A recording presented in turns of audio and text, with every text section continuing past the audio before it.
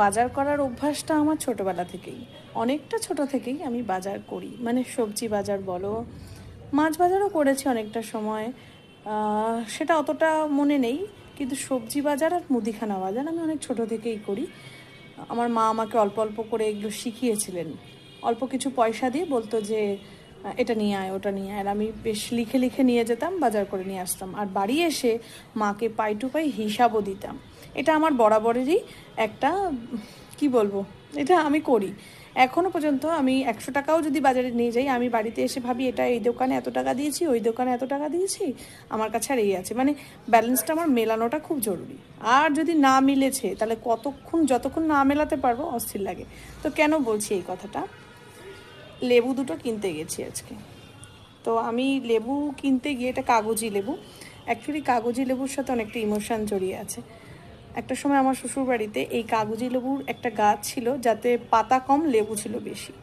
মায়ের অনেক মানে শখের ছিল, মানে আমার শাশুড়ি মায়ের। ঘরবাড়ি করতে গিয়ে গাছটা একদিন কেটে দিতে হয়।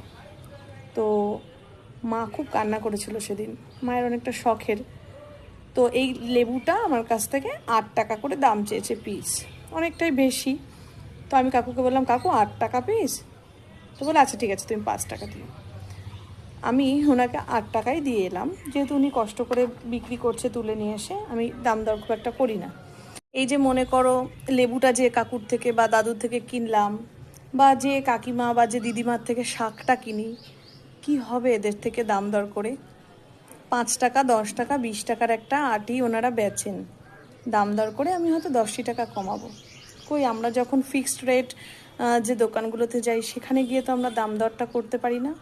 তখন তো প্রাইস ট্যাগে যা লেখা থাকে সেটাই দিয়ে আসি। আমরা এটাও বুঝি যে এই জিনিসটার দাম বোধহয় এতটা নয়। তো তাই আর কি বলছি, যে এই যে ছোট ছোট ভালোবাসাগুলো, তো আমাকে দুটো লেবুর বদলে আরেকটা লেবু উনি সে জোর করে দেবেই, আর আমি না নিয়ে চলে এসেছি, না না দুটোই তুমি দাও। তো বললো যে আচ্ছা ঠিক আছে, তুমি 8 টাকা করে হলে দুটোর দাম হয় 16 টাকা, তুমি কিন্তু 15 টাকা দেবে। তো এগুলোই তো ভালোবাসা বলো, এগুলোই তো পাওয়া।